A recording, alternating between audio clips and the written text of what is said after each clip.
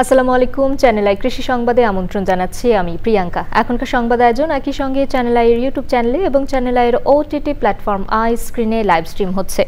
যাচ্ছে বিস্তারিত সংবাদে। বছরের 12,500 কোটি টাকার মাছ উৎপাদন হচ্ছে ময়মনসিংহে। দিন দিন জেলায় বাড়ছে মাছ চাষ। এগিয়ে আসছেন অনেক তরুণ উদ্যোক্তা। এক্ষেত্রে মৎস্য বিভাগ ও বাংলাদেশ মৎস্য গবেষণা ইনস্টিটিউট নিরলসভাবে কাজ করে যাচ্ছেন। ময়মনসিংহ থেকে শেখ মহিউদ্দিন আহমেদের পাঠানো তথ্য ও ভিডিও চিত্রে রাজীব আহমেদের রিপোর্ট। ময়মনসিংহ জেলায় প্রায় 3 লাখ পুকুর ও খামার রয়েছে। এর মধ্যে 1 লাখেরও বেশি পুকুর ও খামারে বাণিজ্যিক মাছ উৎপাদন হচ্ছে।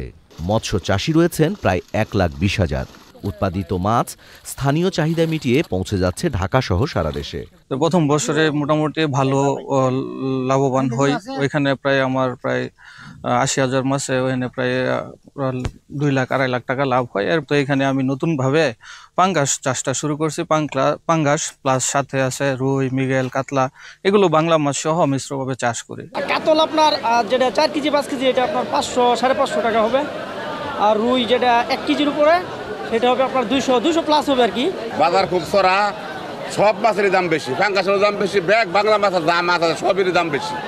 এক মাছের দাম কম না, ঠিক আছে, মাছ কম ফায়ার বেশি। 2024-2025 অর্থ বছরে জেলায় রেকর্ড পরিমাণ 4,18,645 মেট্রিক টন মাছ উৎপাদন হয়েছে। আগ্রহী চাষিদের জন্য বিভিন্ন প্যাকেজ ভিত্তিক ট্রেনিং দিয়ে থাকি মাছ চাষ করার জন্য, তারা শিখতে পারে। আর উন্মুক্ত জলাশয় আছে এখানে কিছু, এখানে হাওর বিল আছে, নদী আছে, নালা আছে, খাল আছে। সেই জায়গাগুলো মাছের দেশীয় প্রজাতি মাছের উৎপাদন বৃদ্ধির জন্য আমরা সাধারণত অভয়াশ্রম স্থাপন করতেছি, বিল নার্সারি করছি, আমরা মাছের পোনা অবমুক্তকরণ করে থাকি। ময়মনসিংহে 80-র দশকের শেষ দিকে শুরু হওয়া রূপালী বিপ্লব পূর্ণতা লাভ করে 90-এর দশকে। দেশের মোট উৎপাদনের 12% মাছ উৎপাদন হয় ময়মনসিংহ জেলায়। Rajib Ahmed, channel I. উচ্চ ফলনশীল ধানের দাপটে টিকতে না পেরে ঠাকুরগাঁওয়ে বিলুপ্তির পথে স্থানীয় 27টি আদি জাতের ধান। এসব ধানের বীজ এখন ঠাঁই পেয়েছে একটি বেসরকারি উন্নয়ন সংস্থার সংরক্ষণাগারে, যা কালের সাক্ষী হয়ে নীরবে জানান দিচ্ছে হারানো ঐতিহ্যের কথা। ঠাকুরগাঁও প্রতিনিধি এটিএম শামসুজ্জোহার পাঠানো তথ্য ও ভিডিও চিত্রে আমিনা রহমান সুপ্তির রিপোর্ট। ঠাকুরগাঁওয়ে মাঠ জুড়ে একসময় আবাদ হতো মালসারা, মাগুরশাল, সাপাহার, রাজুভোগ, কালো নেনিয়া, সাদা নেনিয়া, সিন্দুর কটুয়া, ধোরা ভাদুই, চ্যাঙ্গা, কাকুয়া, পারিজা, কাশিয়া বিন্নি, কলমিতাসহ আরও নানা জাতের ধান।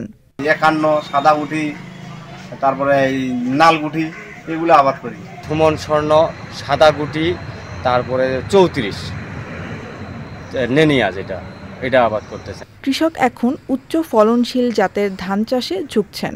চেঙ্গা ধানের ভাত ভালো, ওরে বাপরে, বুগিমাশারা, এলাই, এরা খুব পায়জাম, এরা খুব ভালো। আগের ধানগুলো নাই, এখন নাই, সবগুলো তো করি না, এখন বাদ দিচ্ছি এগুলা। নতুন করে এখন আর ধান আসছে বলে এগুলো এদিকে করতেছি। আগে কিন্তু এগুলো খাওয়ার স্বাদ ছিল খুব। এই 27 জাতের ধান বছরে 2 মৌসুমে চাষ হতো। আশ্বিন কার্তিকের মঙ্গা মোকাবেলায় কৃষকদের প্রধান সহায়ক ছিল এই ধান। এই বীজগুলোকে এখন আমাদের প্রয়োজন সংরক্ষণ করার জন্য আরো প্রাতিষ্ঠানিক এবং বৃহত্তর উদ্যোগ যদি, তাহলে হয়তো এই বীজগুলোকে আমরা আবার মাঠে ফিরিয়ে আনতে পারবো। আমাদের মধ্যখানে সুগন্ধি ধানটাও কমে যাচ্ছে আমাদের ঠাকুরগাঁওতে। এই বছর আমরা আমনের ক্ষেত্রে সুগন্ধি ধানের পরিমাণটা বাড়ানোর সুযোগ পেয়েছিলাম, কৃষকদের বলে বোঝায় এবং তাদেরকে এই বিষয়টা বোঝানো গেছিল এবং তারা কিন্তু করতেছে। 34 ধানটা বা 75 ধান করতেছে, দুইটাই কিন্তু সুগন্ধি আছে। খাদ্যের যোগান বাড়াতে চাষাবাদের ধরনে এসেছে পরিবর্তন। বিলুপ্ত প্রায় আদি জাতগুলো কেবল বীজ নয়, এটি আমাদের আদি সংস্কৃতি এবং ঐতিহ্যের প্রতীক। Amina Rahman Supti, Channel I. গাজীপুরে দেশীয় উপযোগী ব্রি কৃষি যন্ত্র উদ্ভাবন, উন্নয়ন, প্রস্তুতকরণ ও বাজারজাতকরণ শীর্ষক কর্মশালা হয়েছে। যান্ত্রিক পদ্ধতিতে ধান চাষাবাদের লক্ষ্যে খামার যন্ত্রপাতি গবেষণা কার্যক্রম বৃদ্ধিকরণ প্রকল্প আয়োজিত কর্মশালায় প্রধান অতিথি ছিলেন পরিকল্পনা কমিশনের সচিব ডক্টর মোহাম্মদ মোস্তাফিজুর রহমান। এর আগে তিনি প্রকল্পের চলমান কার্যক্রম পরিদর্শন করেন। কর্মশালায় ব্রির চলমান কার্যক্রম তুলে ধরেন পরিচালক ডক্টর মোহাম্মদ রফিকুল ইসলাম।